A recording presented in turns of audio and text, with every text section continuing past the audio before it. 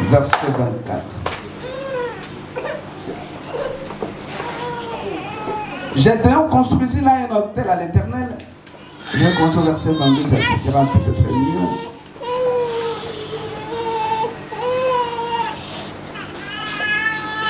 Bon, verset 24. Gédéon construit là un autel à l'Éternel et il l'appela l'Éternel paix. Il existe aujourd'hui encore à Ophra qui appartenait à la famille d'Abiézer. Au cours de la même nuit, l'Éternel dit à Gédéon, prends le jeune taureau de ton père ainsi qu'un deuxième taureau de 7 ans, démolis l'autel de Baal qui appartient à ton père et abat le poteau sacré qui se trouve dessus. Tu construiras ensuite et tu disposeras sur le haut de ces rochers un autel consacré à l'Éternel ton Dieu. Tu prendras le deuxième taureau et tu l'offriras en holocauste en utilisant le bois de l'idole que tu auras abattu. C'était la parole du Seigneur. Amen. Est-ce qu'on peut acclamer pour la parole du Seigneur? Est-ce qu'on peut acclamer pour la parole du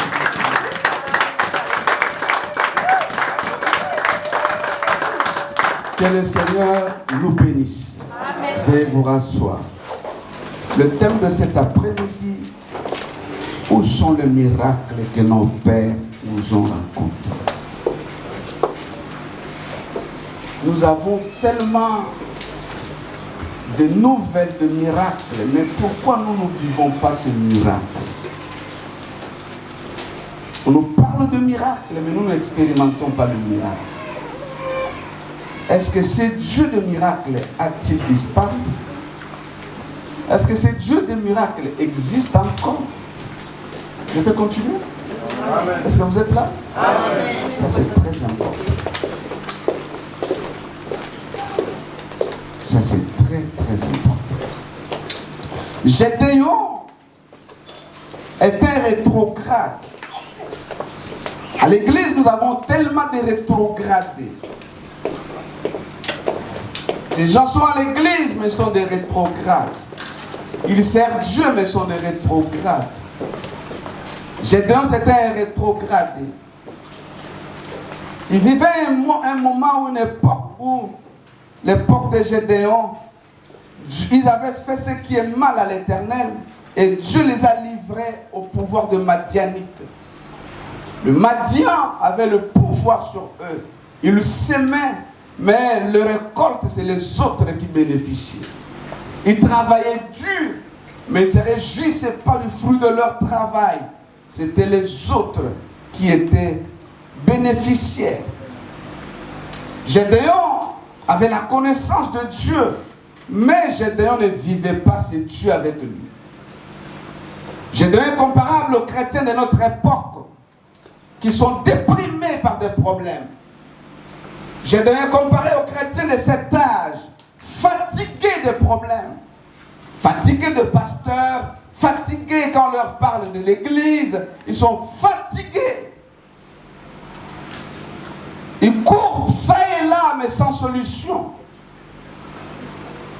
Gédéon, avec une voix plaintive, il exalte leur souffrance. Gédéon se réfère aux anciens temps.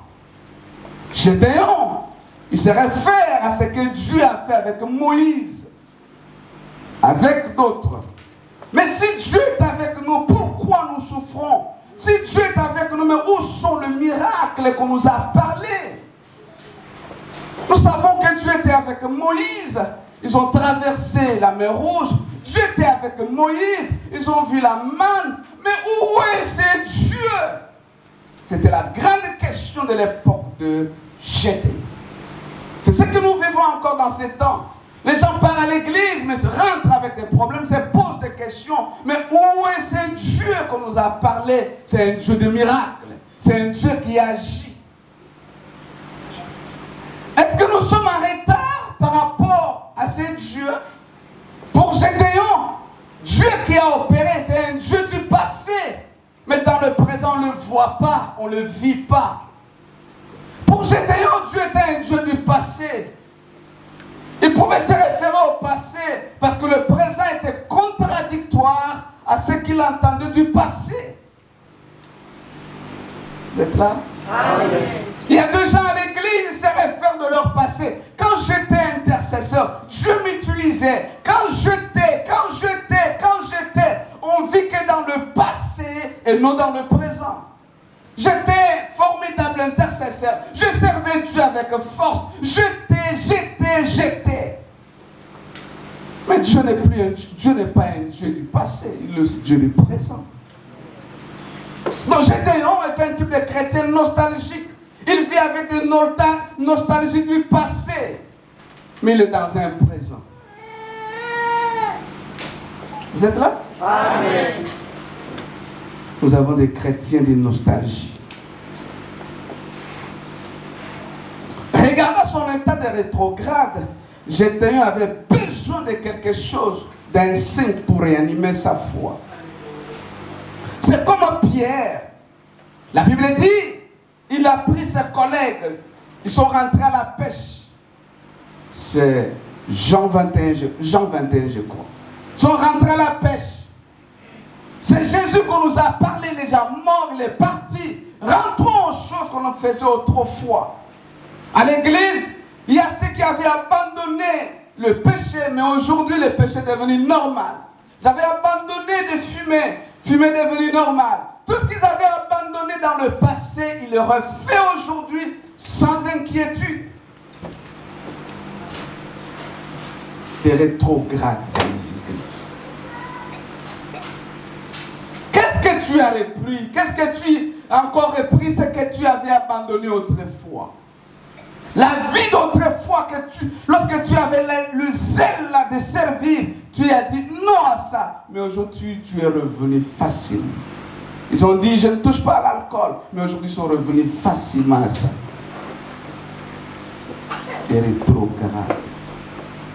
Jésus vient, il dit à Pierre, ces jours-là, Jésus les a poursuivis à la pêche, il les a vus.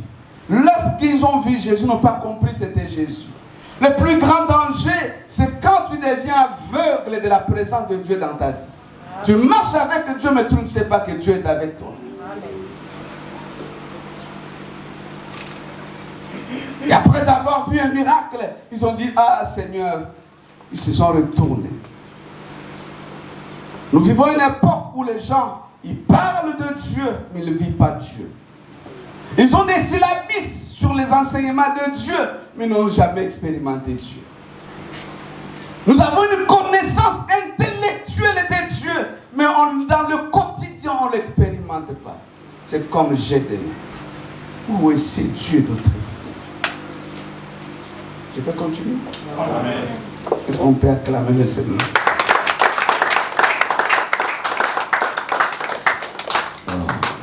Vous êtes là? Amen. Gloire au Seigneur. Je disais gloire au Seigneur. Amen.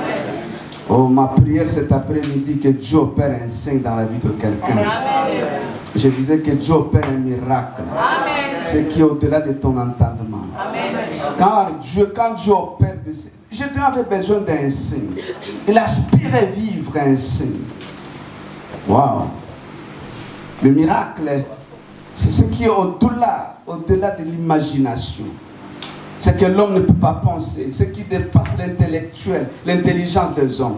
Quand Dieu opère un miracle, le miracle n'a ni couleur. C'est ni jaune, ni blanc, ni noir, ni marron, ni rouge. Le miracle, même celui qui a des diplômes, celui qui n'a pas de diplôme, et tous, ils sont confondus. Ils ne peuvent pas interpréter ni expliquer le miracle. Parce que c'est au-delà de ce que l'homme peut faire. Oh, ma prière, que Dieu opère quelque chose. Ah, que ta vie soit une vie de miracle. Que Dieu opère, que Dieu opère. Que Dieu opère. Il y a longtemps que tu es en train de gémir pour quelque chose, que Dieu vient en intervention. Amen. Je disais que Dieu intervient dans ta vie. Amen. Parce que le miracle, est-ce que vous êtes là? Amen. Quand les signes restaurent la confiance, ils restaurent la foi. Amen. Quand Dieu opère, on a la force de continuer le chemin avec Amen. Lui. Quand Dieu opère, vous êtes là? Amen. Quand Dieu opère, le courage sont restaurés. Le zèle de servir revient encore. Lorsque la Bible parle, c'est comme Jacob. Jacob, on l'a dit, Jacob vit encore.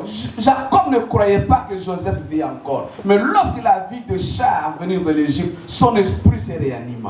Quand Dieu opère, l'esprit se réanime. Quand Dieu opère, ce qui était dur retrouve la force. Ma prière, que Dieu opère un miracle.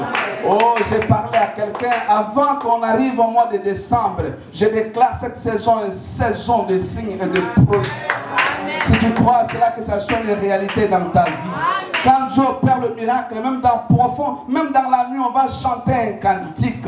Le chanson, on ne sait pas comment ça va venir. Ça viendra comme ça. Parce que le miracle provoque toujours la joie. Que Dieu opère quelque chose. Quand Dieu opère, c'est quelque chose qui est anormal aux yeux du monde. Ça dépasse la compréhension. La chair ne peut pas expliquer. La lettre ne peut pas expliquer. Le couleur ne peut pas expliquer. Ma prière, que Dieu vous amène dans une dimension de miracle. Que Dieu vous propulse. Je parle à quelqu'un cette nuit.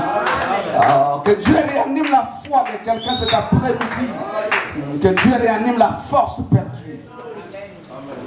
Le miracle, c'est ce qui dépasse la compréhension de médecin. Diagnostic de médecin sera confondu parce que ce que Dieu a dit est au-delà. Ils ont dit, si tu vas mourir dans 6 mois, on te voit encore 7 ans dans vie. Parce que ça dépasse les diagnostics de médecin.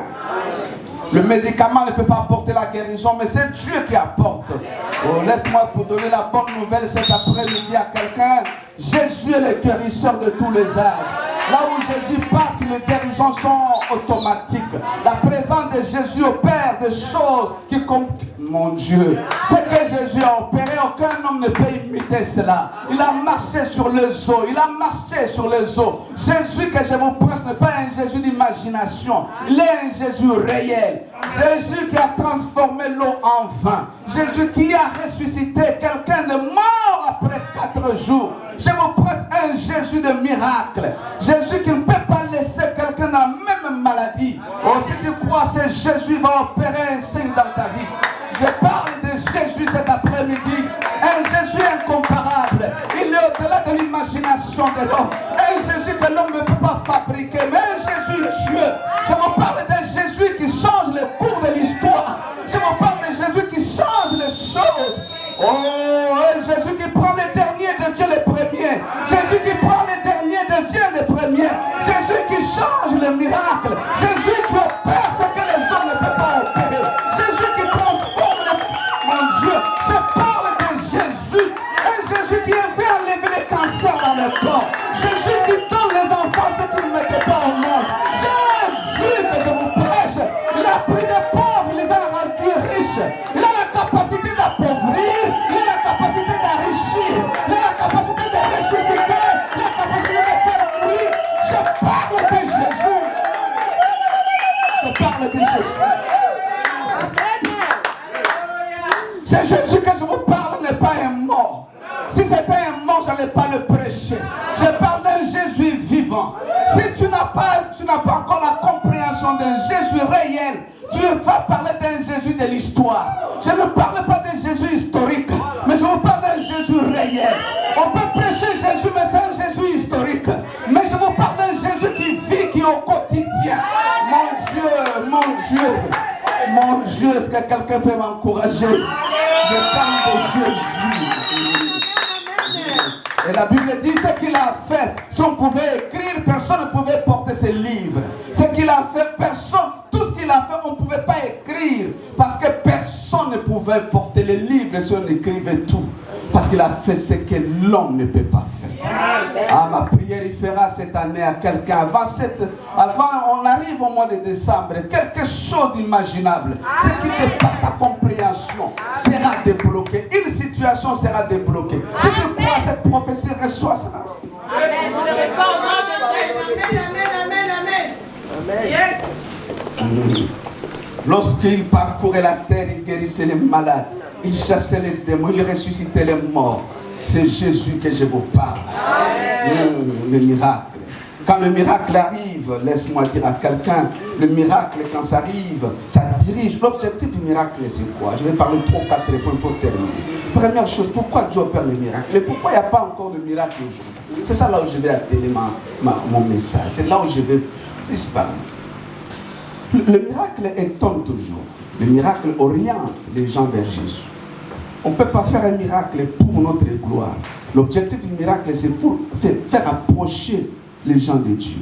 Je ne peux pas opérer un miracle pour ta gloire, pasteur. Il opère le miracle pour que les gens s'approchent de Dieu. Quand Dieu opère le miracle dans ta vie, c'est pour que tu t'approches davantage de Dieu. Tout ce que Jésus a gagné, le miracle que Jésus a fait, c'était pour que les gens s'approchent davantage de Dieu. Deuxième chose, le miracle nous dirige. Je disais, le miracle nous dirige vers Jésus.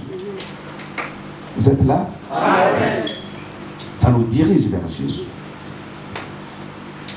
Les gens sont attirés par le miracle.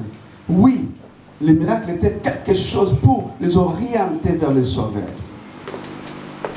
Pourquoi tu as besoin de miracle? Parce que le miracle veut t'orienter davantage vers Jésus. Le miracle montre la gloire et le pouvoir de Jésus.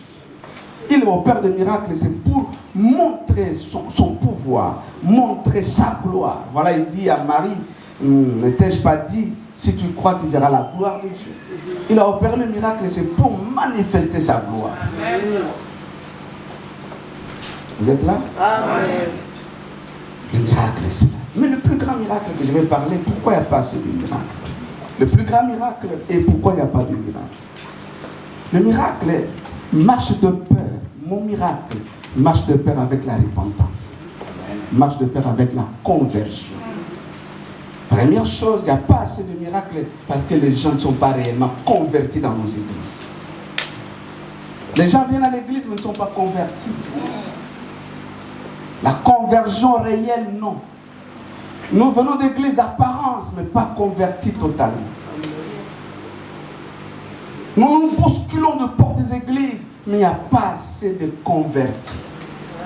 Oh, ma joie, c'est avoir ne fût-ce qu'une église de 2 personnes me converties.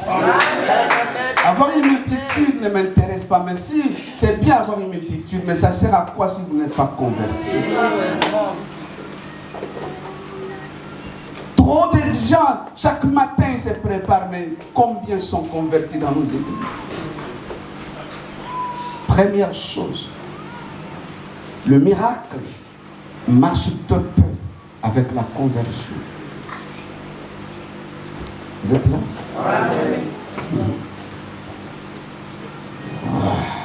Avant que je parle de la conversion, j'aimerais parler ça très vite. Première chose, j'ai dit, la conversion est la plateforme pour vivre le miracle. La conversion facilite le miracle. La sainteté est l'environnement qui permet à Dieu d'opérer. Acte chapitre 2, verset 43. Acte 2, 43. Quelqu'un peut m'aider? J'ai dit ceci. La conversion ou la repentance, c'est un lieu. La crainte de Dieu, c'est la plateforme qui facilite le miracle. Acte 2, 43. Qui a trouvé tes mots?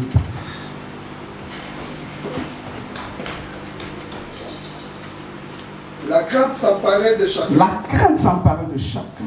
Et il se faisait beaucoup de prodiges. Tellement il y avait de crainte de Dieu et il se faisait beaucoup de prodiges. Et de miracles par les apôtres. Et il se faisait beaucoup de miracles. À l'église, il y a plus la crainte de Dieu, mais on a besoin de la main de Dieu. Tellement il y avait la crainte de Dieu, les miracles n'étaient pas forcés. Tellement il y avait la crainte de Dieu, les signes n'étaient pas quelque chose inattendu, c'était le mode de vie. Deuxième chose, la conversion ou le miracle a pour objectif la repentance. Première chose, ça permet à Dieu d'opérer. Et deuxième chose, si tu trouves le miracle, c'est pour la conversion. Jésus dit ceci. Malheur à toi, Chorazin. Malheur à toi, il parle aux villes. C'est Matthieu chapitre 11, je crois ça. Verset 20 à 24. Jésus dit, malheur à toi, Chorazin. Et malheur à toi, Bethsaïda. Pourquoi il dit malheur à vous? Parce que vous avez vu tellement de miracles, vous n'êtes pas convertis. Jésus a opéré des miracles à Chorazin, à Bethsaïda, c'était pour la conversion. Si le miracle ne vous pousse pas à la conversion, ce n'est plus le miracle de Dieu. Est-ce que vous êtes là? Ah, Dieu a opéré, jubilé, c'est bien. Est-ce que ça vous a poussé à la crainte de Dieu? Est-ce que ça vous a poussé à craindre Dieu? Ça vous a poussé à la conversion? Ça sert à quoi de dire miracle, mais si ce miracle ne vous pousse pas à se convertir? On peut lire ça? Qui a trouvé ça? Matthieu 11, on commence au verset 20.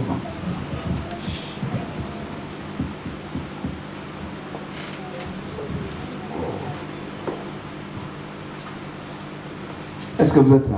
Amen. Alors il s'est mis à faire des reproches aux villes dans lesquelles avaient eu lieu la plupart de ces miracles. La plupart de ces miracles, Jésus fait des reproches à des villes qui ont eu la plupart de ces miracles. Quels sont les reproches? Par qu'elles n'étaient pas répandues. La reproche de Jésus, c'était parce que ces gens qui ont vu des miracles ne se sont pas repentis. Donc l'objectif du miracle, c'était la repentance.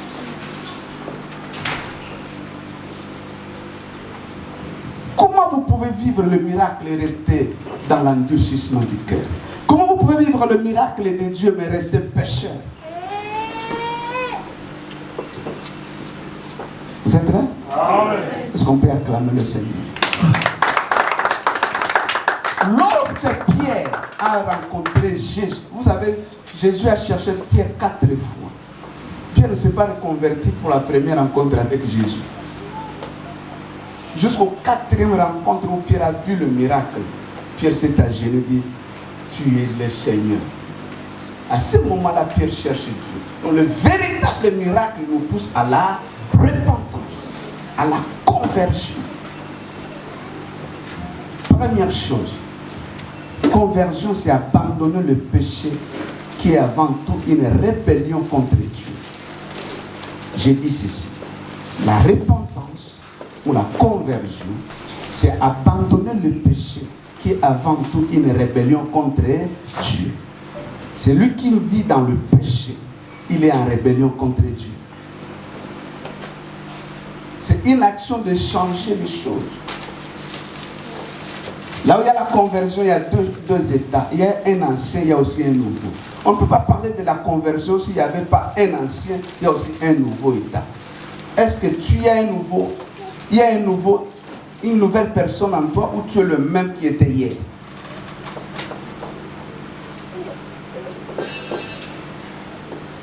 Quand quelqu'un s'est converti, ça veut dire qu'il passe de l'autorité de Satan à l'autorité de Christ. C'est passer de la condamnation au pardon. Celui qui est converti, c'est celui qui est passé de la rébellion contre Dieu à la soumission complète au Seigneur et à sa parole. C'est seulement pas, la repentance, c'est pas seulement confesser le péché chaque jour, mais c'est abandonner, c'est haïr. C'est exprimer un changement radical dans votre vie. Est-ce qu'il y a un changement radical? Les gens se complaisent toujours, je vais repentir, Seigneur, limissa, Seigneur, pardon. C'est pas ça qui est important. Ce qui est important, c'est l'abandon. C'est se séparer. Voilà, nos églises, nos cultes sont remplis comme de purgatoires chaque jour. Non, le problème, c'est pas Nzambe Yokamawa. Le problème, c'est abandonner. Amen. Si on se conforme toujours parce qu'on est habitué à dire Nzambe Yokamawa, rien ne changera. Vous êtes là avec moi? Amen. Celui qui s'est converti, il passe de l'autorité de Satan à l'autorité de Christ. Amen. Tu es sous quelle autorité? La conversion entraîne nécessairement une rupture. Qu'est-ce que tu as coupé? Qu'est-ce que tu t'es séparé? Deuxième chose, là il y a la conversion, il y a toujours des signes ou des œuvres de repentance. La Bible dit, montrez les œuvres, le fruit de la repentance. Écoutez-moi, Jésus a commencé son ministère en disant repentez-vous. Les apôtres ont dit repentez-vous. Jean-Baptiste a dit repentez-vous. Tout commence par un point de départ qu'on appelle la repentance. Si tu as raté le point de départ, tu ne peux pas aller loin avec Dieu. Amen. La repentance, c'est le point de départ. Prédicateur, ce n'est pas un problème. Et tu repentis. Tu sers Dieu, ce n'est pas un problème. Est-ce que tu t'es séparé du péché? Amen. Nous pouvons avoir tous les titres possibles. Les archibishops, le pape. Même si tu viens avec n'importe quel titre, non, honoré, je vais accepter ton titre. Mais le grand problème est que tu repentis. Amen. Nous ne venons pas à l'église. Pour nous-mêmes, nous venons parce qu'il y a quelqu'un qui nous a appelés et nous a appelés pour quelque part. J'aime un auteur que j'étais en train de lire hier soir. Il dit quelque chose. Vous savez pourquoi nous devons marcher dans la sainteté? Il dit, parce que la ville auquel nous allons habiter, c'est une ville sainte. Donc la nature d'abord de la ville. Et comment tu peux aller habiter dans une ville dont toi tu n'es pas conforme à la vie?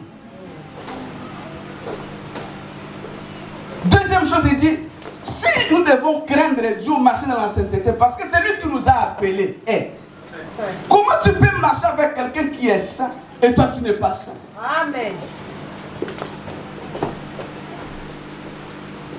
Troisième chose, il a dit quelque chose de très important. C'est Ephésiens 1, verset 4. Il dit ceci. Dieu vous a élus. Vous savez, quand on fait l'élection des députés, des présidents, c'est pour faire quoi? C'est pour plaire à ses électeurs, oui ou pas? Oh. On a élu pourquoi? Quand on te donne le mandat, c'est pour faire plaisir à ceux qui vous ont élus. Donc si Dieu vous a élu, cela veut dire que vous devez faire plaire à celui qui vous a élu. Et Dieu dit, il vous a élu avant la fondation du monde, afin que vous soyez saints. Notre élection est conditionnée par la sainteté. Pourquoi tu es élu par Dieu? Ce n'est pas pour avoir de maison. C'est pour condition numéro 1, être saint. Voilà l'église, nous crions miracle. Mais nous, il n'y a pas de convertis à l'église.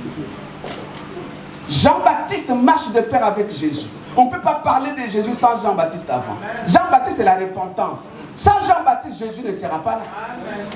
Jean-Baptiste doit préparer le chemin avant que Jésus vienne. Il faut qu'il y ait d'abord la repentance pour vivre Jésus. Si vous voulez vivre le miracle, la conversion, la repentance, c'est la plateforme nécessaire pour vivre.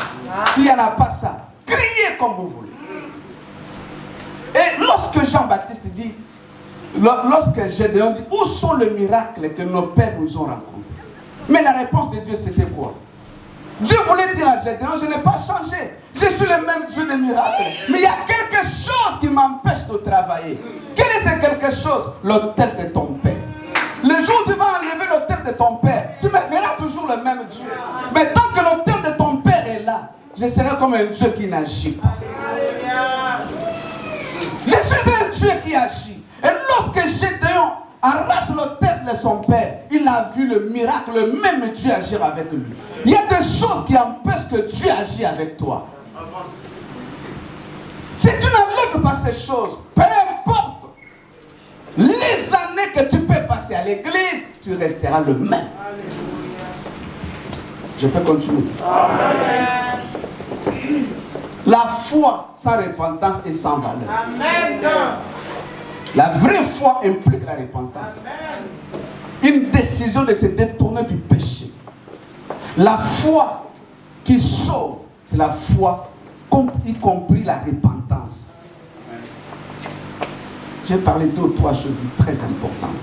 Frères et sœurs dans le Seigneur, la repentance signifie changement complet de sa façon de penser, d'agir, de comportement et de volonté. Vous êtes abandonnant les idoles, oui, mais il y a des choses que vous devez abandonner au quotidien. Amen.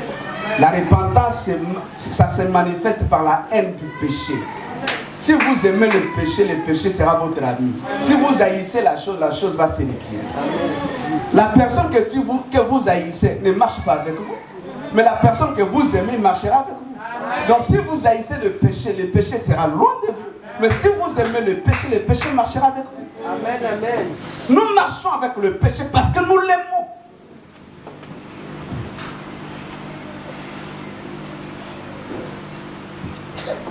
La repentance, c'est la transformation de notre caractère.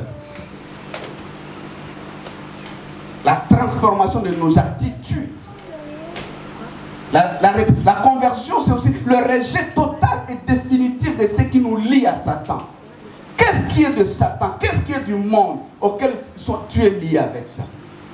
Si tu ne rejettes pas ces choses, tu restes le même. Celui qui est converti, on va voir dans sa vie, chaque jour, il cherche les intérêts du royaume. Ses désirs se portent vers les choses d'en haut.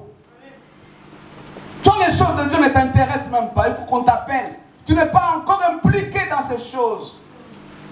Colossiens 3, 1 à 2.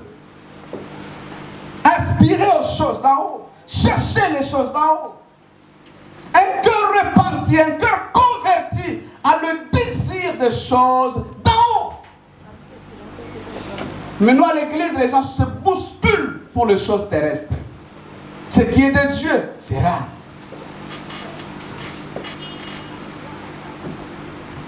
Où sont les miracles que nous avons parlé?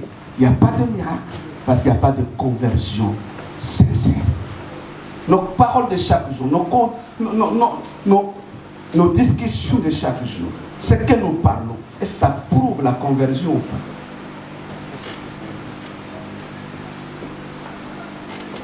Je vais terminer par ceci aujourd'hui. Lisons un texte.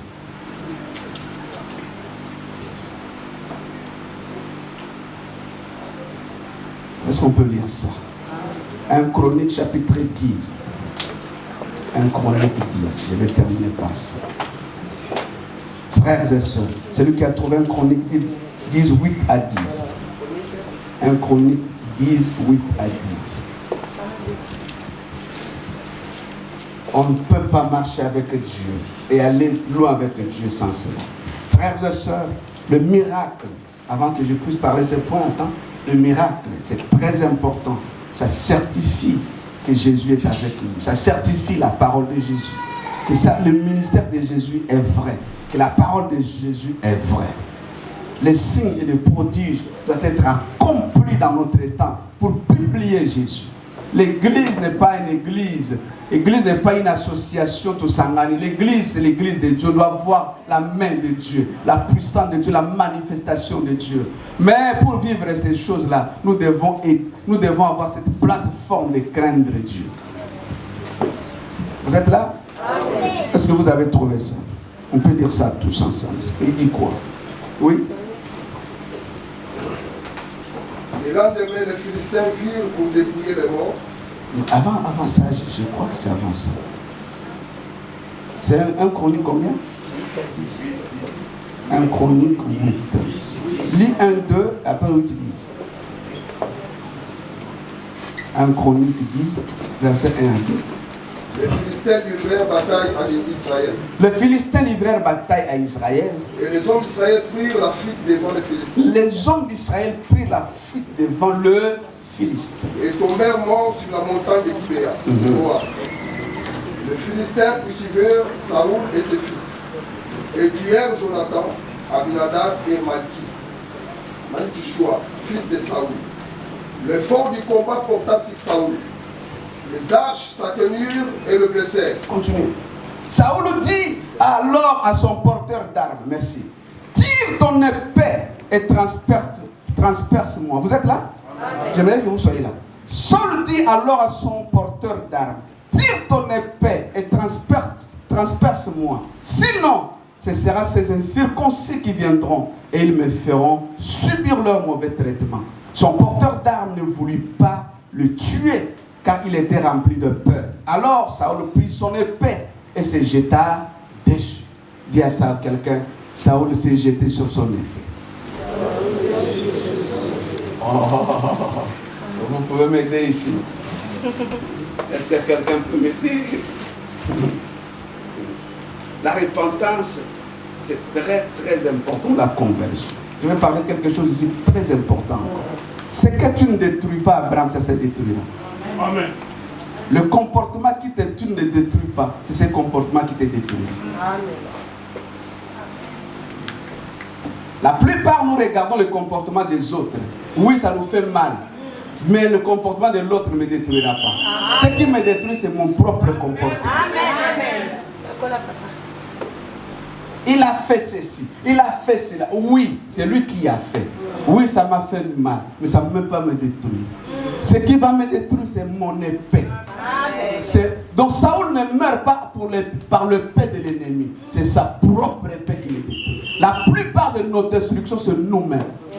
C'est que Dieu nous pousse de dire non. Nous le gardons. Les choses là nous détruiront d'elles. Laisse-moi dire à quelqu'un, tu es en train d'auto-détruire ta vie. Quand tu ne te répands pas, tu es en train d'auto-détruire. Tu es en train d'auto-détruire ta vie.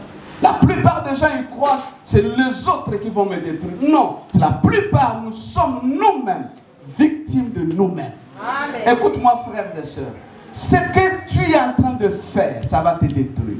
Et quand tu es en train de te détruire, tu facilites la tâche à l'ennemi. L'ennemi n'aura pas beaucoup de difficultés pour t'achever. Parce que tu as déjà fait un grand travail contre toi-même. Amen. Dis avec moi autodestruction.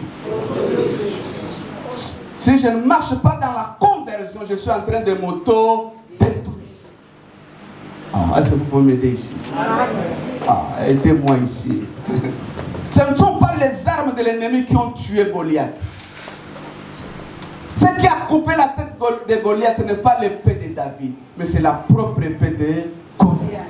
Ce que tu dois avoir peur, c'est ton comportement, c'est ton caractère, c'est ton propre parole, c'est ta façon d'agir. Tu es en train de détruire ta propre maison toi-même. La Bible dit, la femme sage bâtit, mais la femme insensée renverse sa propre. Donc la femme insensée est en train de se-détruire sans le savoir. Tu peux te détruire sans le savoir. Tu es en train de détruire ta maison et l'ennemi viendra seulement que pour achever. La façon dont tu te considères, la façon dont tu parles de toi, tu es en train de te détruire ou tu es en train de faire quelque chose pour t'avancer. J'insiste, le comportement qui te détruira ou l'épée qui te détruira, ce n'est pas mon épée, mais c'est ta propre épée. C'est ton propre comportement qui te détruira. Ce n'est pas le comportement de l'autre. Frères et sœurs dans le Seigneur, si vous lisez très bien la Bible, vous allez voir, laisse-moi dire à quelqu'un, vous allez voir, Goliath est mort par sa propre épée. Saoul est tombé dans sa propre épée. Ta propre épée te tuera. Votre propre comportement, votre propre orgueil, ton ingratitude, ton péché te détruira. Nous avons plus les yeux sur le comportement des autres. Oui, mais regarde à toi-même. C'est tes propres décisions qui te détruiront. Ce n'est pas d'abord mes décisions à moi. Ce que tu fais, c'est ce qui te détruira. Surveille bien ton comportement. Surveille bien ton orgueil. Surveille bien tes paroles. Parce que tu es en train de auto-détruire. Il y a ce qu'on appelle une pratique qu'on appelle quelqu'un il veut soigner la douleur intérieure par la douleur extérieure. Tellement il a reçu une déception, maintenant il cherche l'alcool. Il veut quoi? Il veut soulager la douleur intérieure par quelque chose d'extérieur. Non, tu es en train de auto-détruire. Traitement contre traitement. Ce traitement de l'extérieur ne peut jamais soulager ce qui est de l'intérieur. Amen. Au contraire, tu es en train de auto-détruire. La plupart viennent à l'église, ils se détruisent eux-mêmes. Des années, des années. Je vais donner un exemple. J'ai même un pasteur qui dit quelque chose. Tu es en train de détruire ton mariage, mais Seigneur Jésus dans la prière. Prière et change à la tête. Jamais. Parce qu'il prière de changer bizarre. Non. Le bizarre qui soutient le mariage. Ce n'est pas la prière. Combien sont des femmes de prière qui n'ont jamais changé, ils sont changées dans le mariage? C'est le comportement qui soutient, ce n'est pas la prière. Mais si ton comportement n'est pas bon, tu vas rester le même. Amen. Tu es en train de détruire ta propre maison par ton comportement. Ce n'est pas de prier. Vous vous réfugiez dans le prière, ce n'est pas mauvais, c'est bien. Mais c'est ton comportement qui détruit ta maison. Par retraite, combien on continue les Libanais pour Fakara? Pour dire que ce ne sont pas des retraites, il va arranger.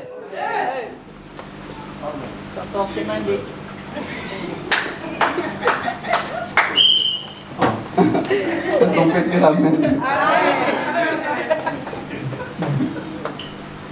Dis à quelqu'un l'autodestruction. Tu es en train de te détruire pour rien. Oh, aide-moi. Tellement tu es en colère contre tout. Il y a des gens qui sont en colère contre eux-mêmes. Oui. Oui. Tellement les choses ne marchent pas.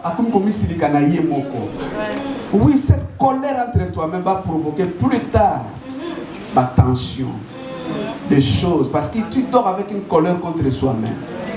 Tu es en train de auto-détruire.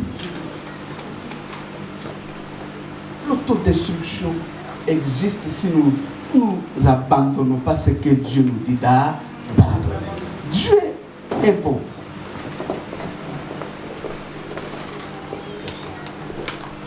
Vous êtes là? Est-ce qu'on peut acclamer le Seigneur?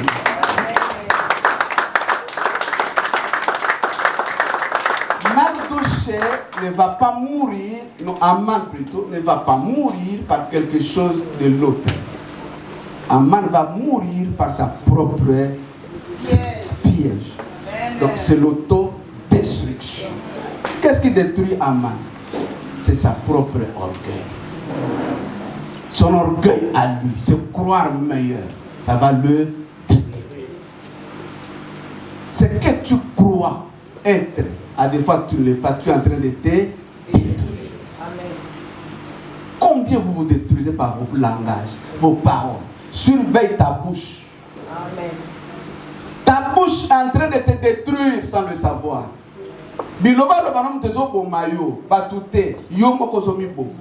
Tu es en train de fermer des portes toi-même.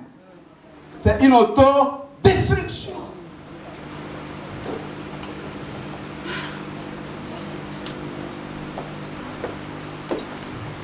Frères et sœurs, je vais me limiter ici. Vous avez des attaques, vous avez des choses que vous faites chaque jour qui sont en train de vous détruire. Vous êtes en train de détruire votre travail, votre maison, vos enfants, votre futur. Vous êtes en train de faciliter l'ennemi sans le savoir. Vous allez remarquer dans la Bible, il y avait un homme, la Bible dit, c'est un fou de Gadara. C'est ça?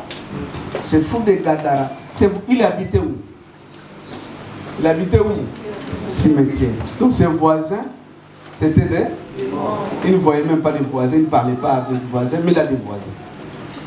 Il a des voisins dont il n'arrive pas à parler avec eux. Il a des voisins dont il n'arrive pas à toucher. Mais la Bible dit quelque chose de très important, cet homme.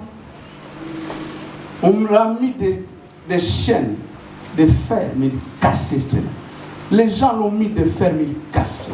Mais lui-même commençait à se faire du mal. Ah, ça c'est très bon. Ce que les autres ont fait, ne leur a rien fait du mal. Mais ce que lui-même faisait, lui faisait du mal. Tu peux te détruire toi-même sans le savoir. J'insiste, le péché que tu ne veux pas abandonner, ça détruit. Le comportement que tu ne veux pas laisser, c'est ce comportement qui va te détruire. Amen. Pourquoi il y a assez de... Pourquoi je te dis, pourquoi je te dis, où sont les miracles que nos pères nous ont racontés? Pourquoi il n'y a pas de miracle dans nos vies de chaque jour? La réponse est simple. Gédéon, Dieu opère là où il y a la sainteté. Il est terrible dans l'ensemble des saints. Dieu est terrible là où la sainteté est présente. Gédéon, il pose la question, mais Gédéon ne sait pas qu'il y a quelque chose qui empêche Dieu d'agir. Qu'est-ce qui empêche Dieu d'agir dans ta vie? Qu'est-ce qui empêche Dieu d'exaucer tes prières? Examine-toi. Au lieu d'accuser les autres, mais regarde en toi-même.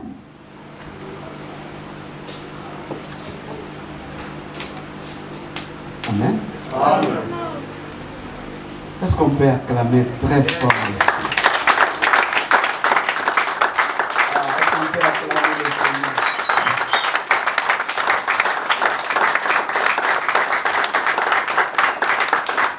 Voilà ma prière cet après-midi que nous commençons une nouvelle saison.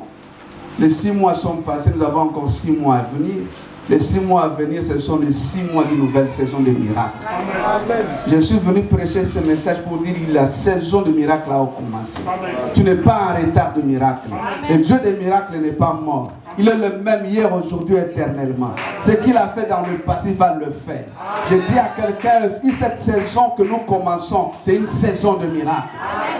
Tu ne comprends pas. Je dis, la saison, ce n'est pas une année. La saison, ce n'est pas un mois. La saison, ce n'est pas une semaine. La saison, c'est une période de temps. Je ne sais pas ça va prendre combien de temps, mais je décrète une nouvelle saison. Saison de miracles. Toi qui étais rétrogradé, Dieu va te rencontrer.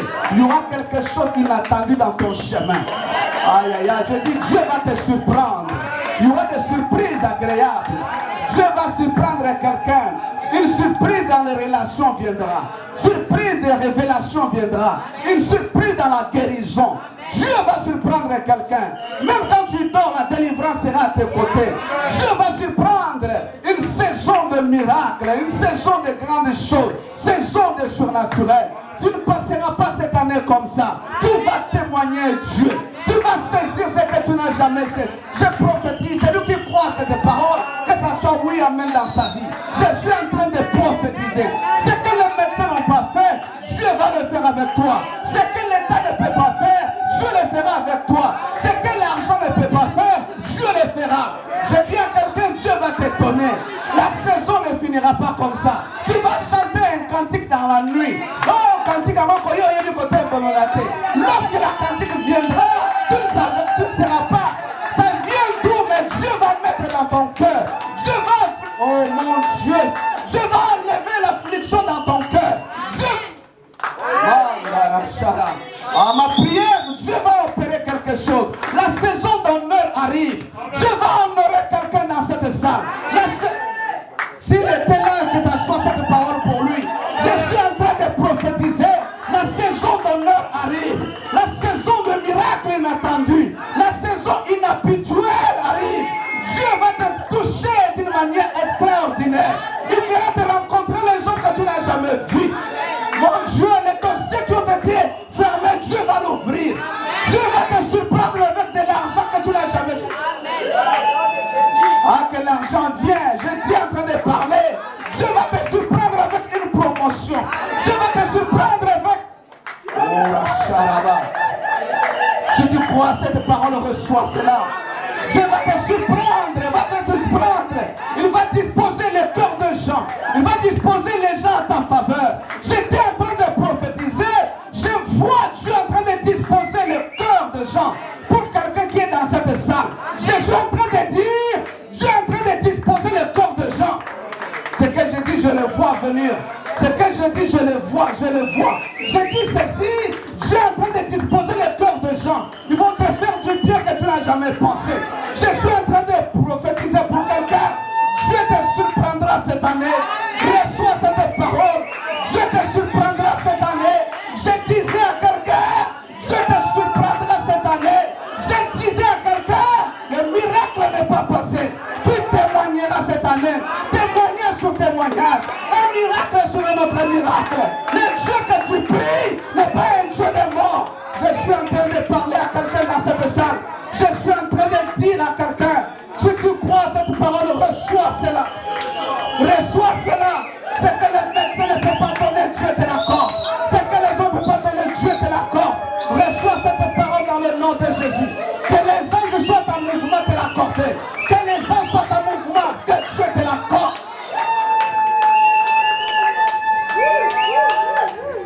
Le Dieu des miracles n'est pas mort. Le Dieu des miracles n'est pas mort. Il fera des choses qui étonneront ton cœur. Il fera des choses qui vont étonner ton entourage. Je parle à quelqu'un qui va rester bouche bée sans dire les paroles vont sortir. Je disais à quelqu'un, parce que ce que Dieu fera dépasse les calculs des gens. Ce que Dieu fera, dans une couleur, les amis la couleur rouge, la couleur verte, les amis la couleur jaune. Ce que Dieu fera, que Dieu accomplisse cette parole dans ta vie. Que ton ministère chante.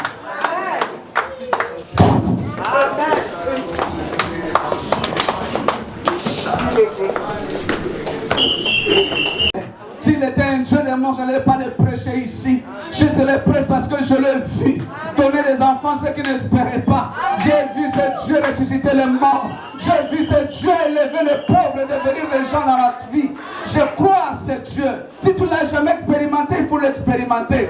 Oh, je parle à des gens dans cette salle. Ne limite pas avec une connaissance intellectuelle de Dieu. Dieu n'est pas intellectuel, Dieu n'est pas intelligence. Dieu c'est la réalité. Dieu c'est la vie. Mon Dieu. Dieu on l'expérimente, Dieu on le voit, Dieu on le touche. N'est pas un Dieu d'à côté. Vous êtes remplis de l'intelligence de Dieu. Vous êtes remplis de connaissances intellectuelles. Vous êtes remplis de versets. Mais Dieu n'est pas de versets. Dieu ce n'est pas les versets. Dieu ce n'est pas même la Bible. Dieu c'est réalité. Dieu c'est une personne qui marche. Dieu ce n'est pas des versets. Tu peux me réciter des versets sans voir Dieu. Tu peux avoir la Bible sans voir Dieu. Dieu ce n'est pas les versets. Dieu c'est l'être qui marche, qui guérit, qui sauve. Jésus n'est pas des versets. Quand il marchait ce jour-là dans le Golgotha, quand il marchait dans les rues de Nazareth, est-ce qu'il avait des versets? C'est lui qui touchait les malades, qui guérissait les malades. Quel est le verset? Les versets sont venus après toi, après lui. Mais quand il marchait, il n'avait pas de versets. Nous sommes restés avec des versets dans la tête, mais sans expérimenter Dieu. Nous sommes restés avec des connaissances intellectuelles. Mon Dieu, révolutionne-toi. J'aime Job, il dit ceci. J'ai entendu parler de Dieu. Mon oreille avait entendu, mais mes yeux l'ont vu. Ça, j'aime Job. J'ai entendu parler de lui, mais mon œil l'a vu. Pour Job, il n'est plus le Dieu que j'ai entendu de mes pères. Il n'est plus le Dieu que j'ai entendu de prédication. Ce n'est plus le Dieu que j'ai entendu par mes frères. C'est le Dieu que j'ai vu. Il faut quitter le stade d'entendre, mais il faut arriver au stade de le vivre. Mon Dieu, je parle à quelqu'un. Ah, chacun quitte l'étape d'entendre ce que leurs pères ont dit, mais il a expérimenté. Expérimente Dieu, vis ce Dieu. Ne sors pas ici comme d'habitude. Sors avec une révolution. J'ai besoin de le voir. J'ai besoin de le toucher. J'en ai assez de versets. J'en ai assez de cahiers de matière. J'ai besoin de te palper.